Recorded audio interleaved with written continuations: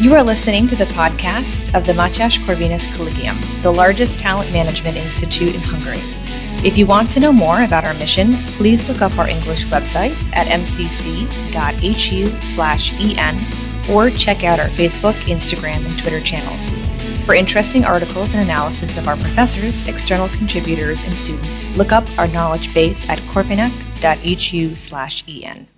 Hello, this is Péter Heltai, host of the MCC podcast, and I will be talking today with a very special guest, Gladden Pappin, who is Assistant Professor of Politics at the University of Dallas and co-founder and deputy editor of the American Affairs Journal, and who, in spite of the difficult circumstances, was brave enough to fly over to Budapest and visit us for a few days.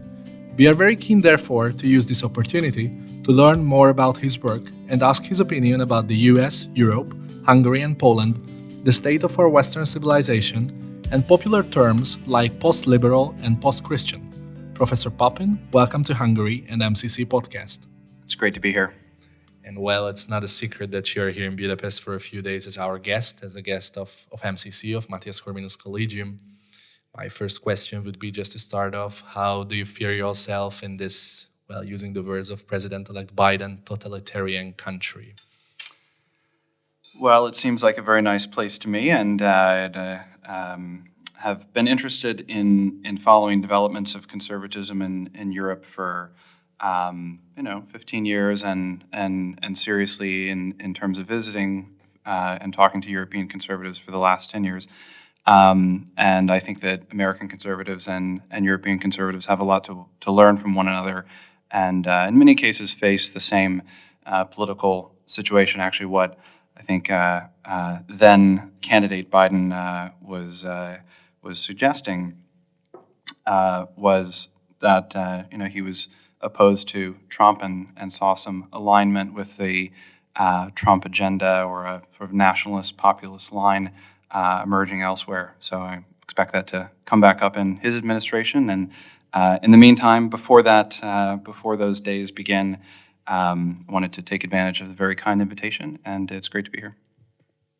The reason I ask you, because you wrote recently an op-ed for Newsweek, I think in October, before the elections, but after Biden's speech, defending Poland and Hungary from the accusations that he has made, and you claim that these countries are in the crosshairs because they stand for traditional values and have, well, sort of a nationalistic policies, or they try to introduce policies from a more nationalistic or traditional conservative perspective here in Europe. But still, why do you think that Biden or his speech writers highlighted these Central European countries? Because, from an American perspective, we are like, small countries in Europe, not even the leaders of the EU. We're only member states. Why did they highlight these countries?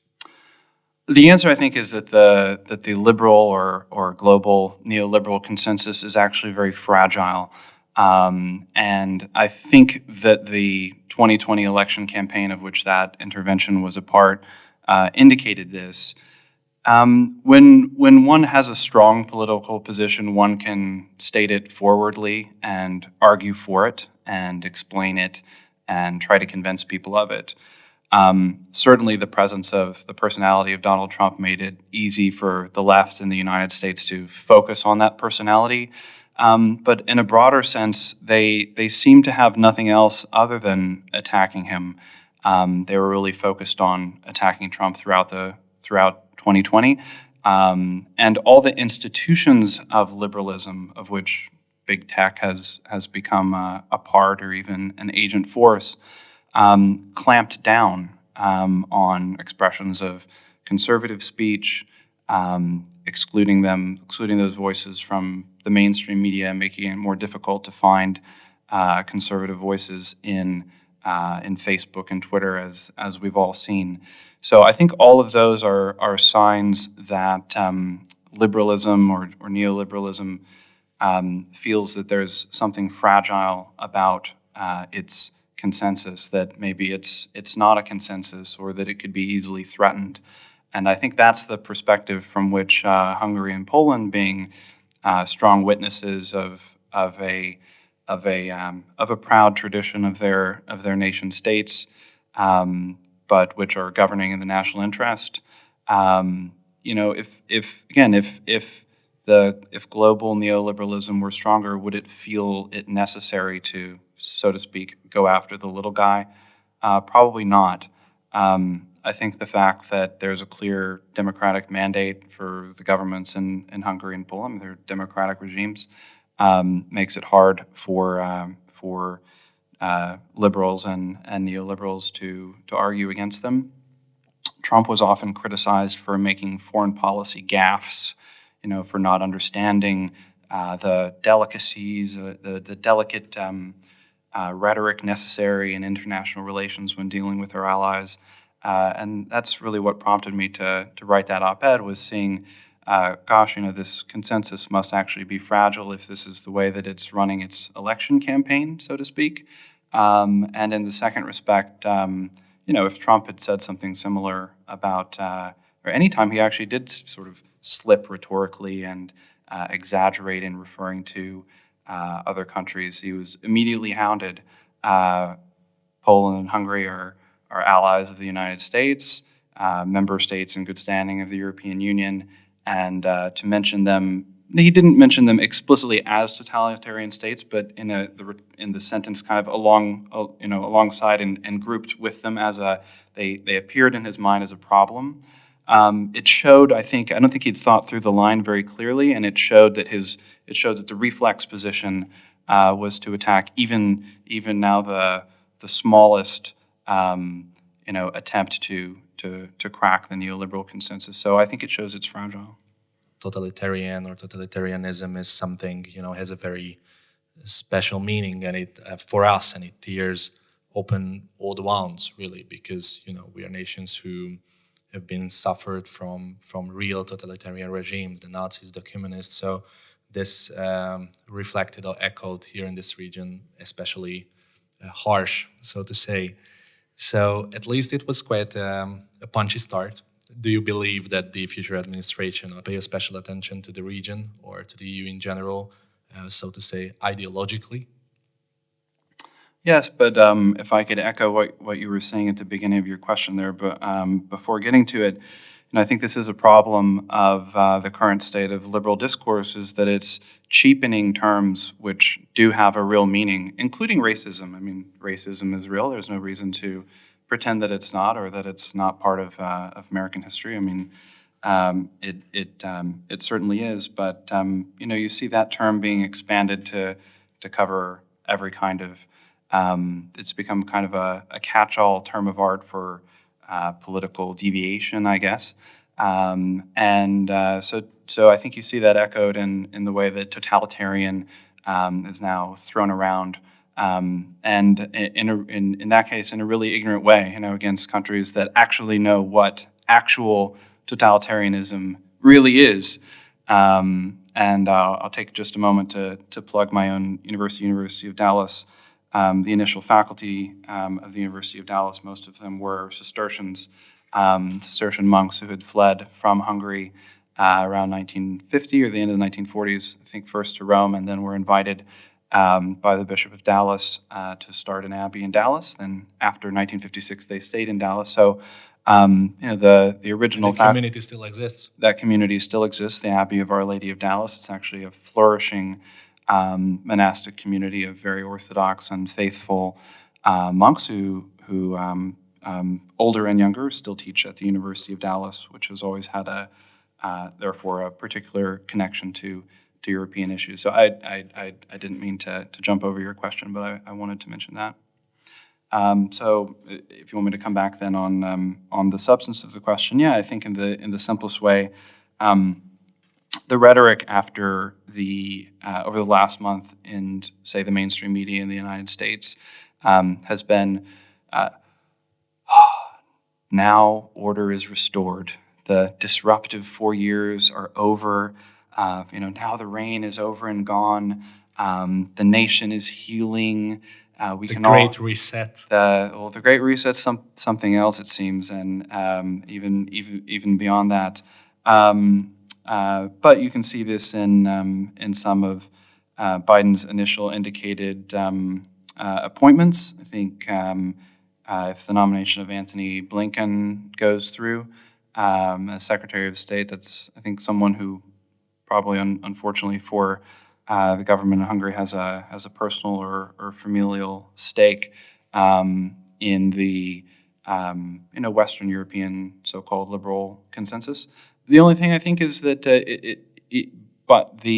during the 4 years of Trump, the defenders of that liberal consensus focused so much on him that they may not be aware of their fragile position. It seems that they are, given that they pulled out all the stops in the media, tech industry, to make sure that Trump would lose.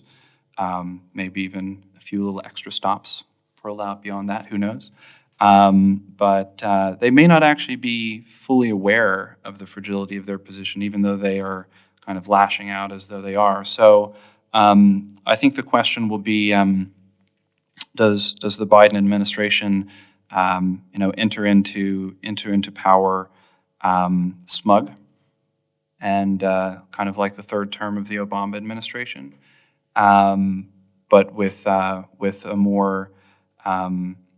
more of the institutions of the United States and the West behind it, from academia to the media, or hasn't learned anything, and I suspect that it hasn't. You've already mentioned several times the term liberal, so I would like to shift our conversation to a little more towards a little more theoretical topics, because I think it's very important, and I'm very curious of your opinion, to talk about two frequently used terms in the international, at least Western political discussions, fights or debates.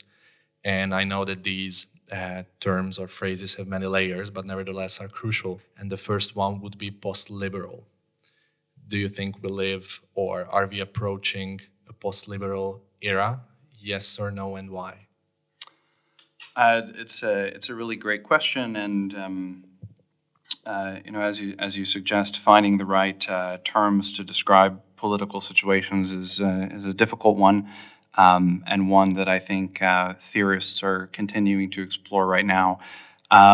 So I'll get back to answering that, but the framework that I would suggest for thinking about that is, what is a sufficient justification of our political institutions now? What is the nature of our social contract, so to speak? And that, of course, may be different in the United States and some of the traditional nation states of Europe. So the debate about liberalism is often framed as between proponents of the existing liberal consensus. What is the liberal consensus? It's an explanation for the legitimacy of power, originally on the basis of consent, and orienting the state toward a very limited concern with economic goods and property and equality. And so from that standpoint, post-liberal thinkers we'll get to in just a second to trying to capture what that might mean. But when the framework of the discussion is, are you in favor of or against a liberalism? Are you in favor of or against freedom? How could you be against freedom? Post-liberal, does that mean you're post-freedom means you're not in favor of freedom? When that's the terms of the discourse, it's very hard to think clearly about it. The question really for me is, is liberalism a sufficient justification for current policies? Does it cause people to feel that they have a stake in their community, or does it not? I'm in the camp that thinks that it's not sufficient. Some thinkers, actually left-wing thinkers like Giorgio Agamben in Italy and others, have referred to the current period as a kind of interregnum, where the ideologies which justified power in the 19th and most of the 20th century actually don't work anymore. They're actually even the postmodernists held this view that the major justifications weren't really working anymore. Do you think that are we near to these to see or to discover these new words that will be able to describe well not only our current political world but our lives or existence in the 21st century? Of course, I think we should discover true explanations before words, which merely point to reality, other realities, at least if we're not nominalists. I think one question would be, why has the word conservatism why is that not a sufficient word at the moment? Of course, I'm a conservative. I think it's an important part of our worldview. In the Anglo-American world, 20, 30 years ago, people at conservative conferences said very clearly, well, conservatism in the Anglosphere means liberalism. So that's one reason that conservatism has worn down a little bit.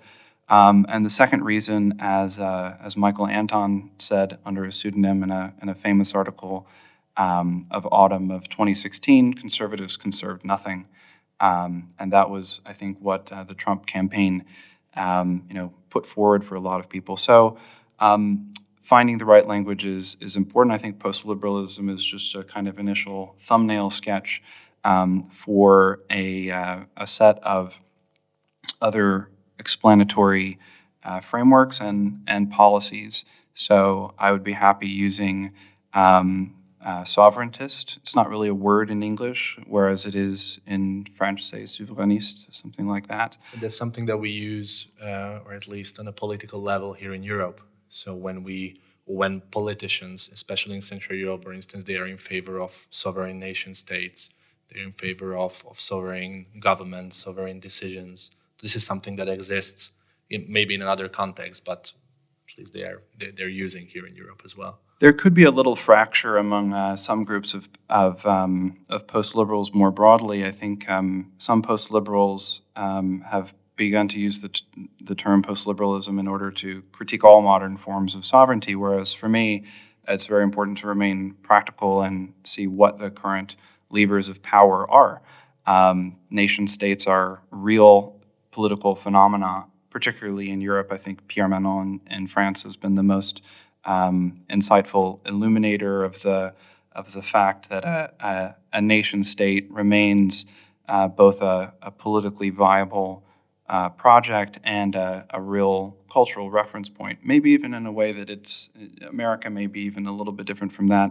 I've also advanced and explored this word integralist, which has kind of sounds like a mathematical equation, so it's maybe not the most compelling political term sometimes. But I think the thought behind it is that society, economy, and the state have fallen out of coordination. The economy, as one postmodern theorist once said, has gone into orbit. I know it's something that occurs now outside of national frameworks. You talk about the common good in some economic policy contexts, and it's viewed as something kind of quaint. Well, if the common good is viewed as quaint, maybe the problem is with the people who find that notion quaint. Maybe they're not putting enough effort into questions of how to link economy and the common good. So reintegrate, again, kind of maybe too mathematical of a term, and we're pushing for terms. Adrian Vermeule has talked about common good constitutionalism, a way of viewing constitutional law, public law more generally, as needing to be oriented toward the common good of a specific polity. I think all of those are viable frameworks for illuminating different aspects of the current political situation. We have already touched upon this topic, how the term liberal became sort of empty, or it's frequently used, but we don't really know now what do we mean by liberalism in general. I think that's the central problem right now, not only the United States, but Europe as well. Let me say one thing about liberalism and America or the United States, and then one thing about liberalism as a political agenda or aggressive political force in the sense that you define it. First of all, although I did say that conservatism in the American context has been sort of reduced to liberalism, that really wasn't always the case. There are important strains of the British conservative, true conservative tradition early in the founding, and liberalism really came on the scene as a conscious ideology, around and in the wake of World War II, and the injection of more libertarian thought into the American conservative tradition in reaction to FDR and the New Deal. So the conservatives who opposed the New Deal adopted this anti-statist framework, and then they kind of read that back into the American founding. If you actually go back to the American founding, say in the question of national economic policy, you did have a sort of libertarian strain, or really an agriculturalist strain, which was identified with Thomas Jefferson. Alexander Hamilton, though, was something more like a national conservative, as some people have called that strain or ideology or approach now. He favored protectionist measures to build up young industries in the United States, and he wanted the United States from the beginning. This comes from his report on manufactures in 1791, which became a kind of blueprint for this approach. He wanted America to become an industrial powerhouse.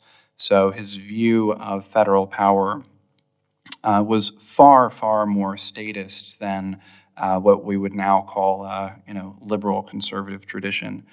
So to the second point, so that's a little bit to complicate the American heritage there. So American Affairs, which Julius Krein and I founded and co-founded a few years ago, has been trying to bring back that Hamiltonian tradition in economic policy. I think the reason that liberalism has become more aggressive, or that it's even become illiberal, is that, if Aristotle is right, politics is always about forming a particular way of life. And the liberal way of life is a thing. It's not simply a neutral description of an original political position in which everyone can freely make choices. It's an ideal which, as Tocqueville observed, in America especially, became more and more devoted to radical equality than to freedom itself. So Tocqueville observes that Americans are more devoted to equality than freedom, and that has become a kind of crusading way of life for liberals to spread this way of life of equality, and that's led to a lot of ironies and things like that. If we just focus on the supposed hypocrisy of this, then we miss the fact that really the only sort of true liberals left are these center-right conservatives. They're super interested in being authentically liberal, and I think the politics has passed them by. And the real conflict now is between a liberal ideology which wants to use power in order to create liberals, to create religion in its own image, to create economy in its own image, maybe through the Great Reset, as people are saying. And the only thing that can counteract that is a robust conservatism of the common good, or an integralism, a national approach to the common good that's willing to use political power. We mainly ruined the second term, or the surprise at least of this podcast, because we have already talked about a little post-Christian, the post-Christian era, or that is it even possible to live in a post-Christian era?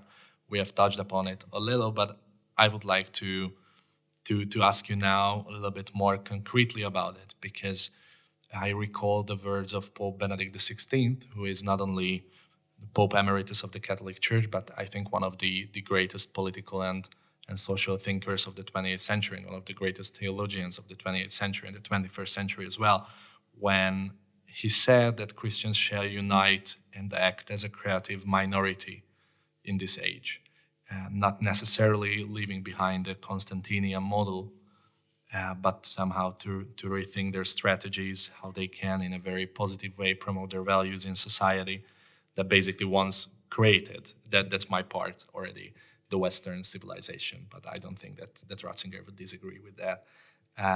Is that even a correct term for a Christian to declare an age post-Christian? I mean, doesn't it contradict to, the concept of Christian hope? Well, Pope Benedict XVI had a very interesting encyclical on the topic of hope, Spe Salvi, and I think that might be one place to explore your question, at least for listeners who want to read a bit more about the topic. He discusses in particularly at the beginning of Spe Salvi how the Christian concept of hope was essentially perverted by the early modern philosophers, Francis Bacon in particular, into a realization of transcendent hopes in the transformation of the world through science and technology. So, to the extent that I would discuss a post-Christian civilization, I think it's one which has taken concepts that are integral to Christianity and reinvented them in a perverse manner, particularly through science and technology. Science and technology are not themselves bad, but this vision of technology as, for Francis Bacon in particular, his notion was we need to restore the powers that were taken from us by God as punishment for our sin. So it was really like a reversal of the Garden of Eden. Let's get back to the larger question. As you were talking about Pope Benedict XVI's views, I was reminded that among the many actually things that Pope Benedict XVI and Pope Francis share as an interest in these novels of Monsignor Robert Hugh Benson from the beginning of the 20th century. These were two novels. Well, he wrote many more, but these were Lord of the World and Dawn of All. Robert Hugh Benson was the son of the Archbishop of Canterbury, so he was a convert to Catholicism, from being son of the head of the, at least the ecclesiastical head of the Church of England. And one of these novels, Lord of the World, was an apocalyptic novel, which, not to spoil it, but it's the bad possible future, the future in which Christians continue to suffer as the Antichrist, rises up and takes over the world. People complained that this novel was too negative, so he wrote a positive vision, which was called Dawn of All. Anyway, both Benedict XVI and Pope Francis have recommended reading Lord of the World, which gives an indication of something that they're thinking about. Yes, because as I'm hearing this story, this reminds me of the Book of Apocalypse. So it's not like maybe the novel can be, not too positive, but it certainly reflects on an actual book of the Bible when it comes to the suffering of Christians and the rise of the Antichrist in the last times of humanity. What interests me more is this book, Dawn of All. Dawn of All envisions the opposite future. A Monsignor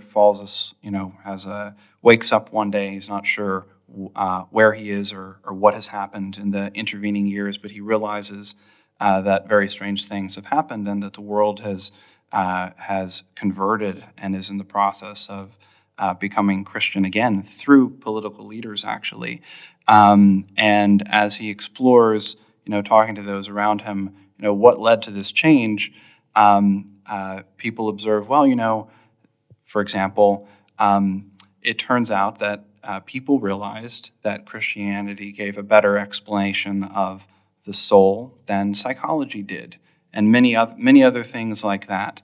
So reading Dawn of All, which I highly recommend, I think should be used to give Christians a more strategic view of possibility. In a way, we have to prepare for both outcomes. I like to talk about there being, four possible futures of the Catholic Church and other churches in the United States. One, that they kind of continue to muddle along as they are. Two, that they become kind of radically identified with, the right or the Trumpist movement in the United States, which seems to be a new phenomenon. And then the third and fourth scenarios, the Lord of the World and the Dawn of All. If we assume that the Lord of the World scenario is the future, then we might not be attuned to the possibilities of rebuilding Christianity and Christian civilization sometimes even rapidly, out of the ruins. And this leads us to, unfortunately, we are running out of time, but this definitely leads us these thoughts to the future, and not only the future of Christians in the Western society or in the world in general, but also to the future of Western thought and of this term that we have already mentioned, post-liberal and post-Christian. I would like to close by asking you about your opinion about this competition, which is going on mainly around words, I think.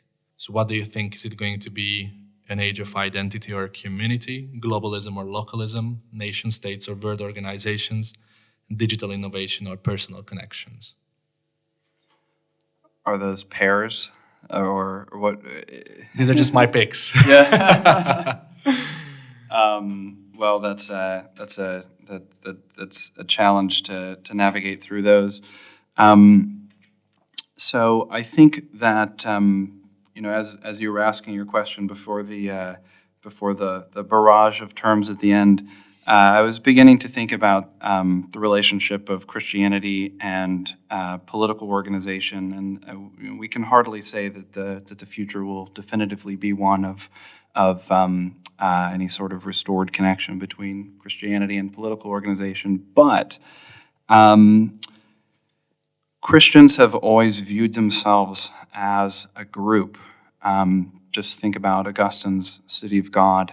That was written, this was a city of God against the pagans, or concerning the city of God against the pagans. That was written after the sack of Rome, certainly at a time when things seemed pretty dark for civilization and law, and dark for Christianity as well. Yet it was in the centuries after that, centuries alongside it, that Roman law was systematized and preserved, and eventually, in the early Middle Ages, transmitted to the future, but kept and preserved. And it was right at that time, through Augustine's work, really, that Christians clearly saw that they were a special kind of community, certain kind of community, not just individual believers exercising their rights to worship, as might have been the approach in the 17th and 18th century, but a real community. So as things become worse in a lot of countries, certainly not here, where things have been many signs of hope, I think, but as things get worse in some countries, Christians have, I think, the risk of viewing themselves just as citizens of heaven, or just as citizens of the heavenly city, thinking just about eternity. But they are a group that has a real connection to one another. Thank you for listening to this MCC podcast episode. For further media content, please look up our English website at mcc.hu/en, or look for us on Facebook, Instagram, and Twitter. If you want to read more by our professors, external contributors, and students, check out our knowledge base at corvinak.hu/en. In a way, I think that the further and further advance of these liberal and technological trends that you identified in your terms, the advance of non-Christian forms of identity politics, the separation of our nation states, many of them, not all of them, from the common good, and their devotion to a kind of technocratic oligarchy. All of those things, they could, of course, drive Christians to despair, but instead they should drive Christians to recognize that they are part of a real community.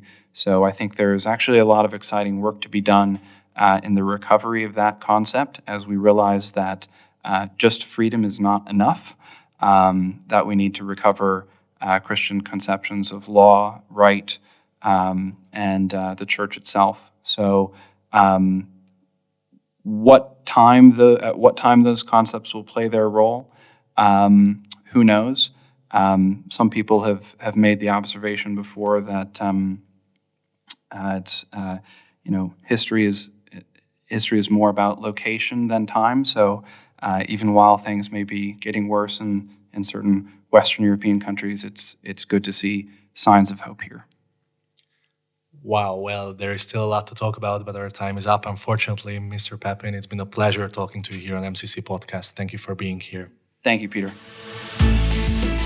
Thank you for listening to this MCC Podcast episode. For further media content, please look up our English website at mcc.hu/en or look for us on Facebook, Instagram, and Twitter.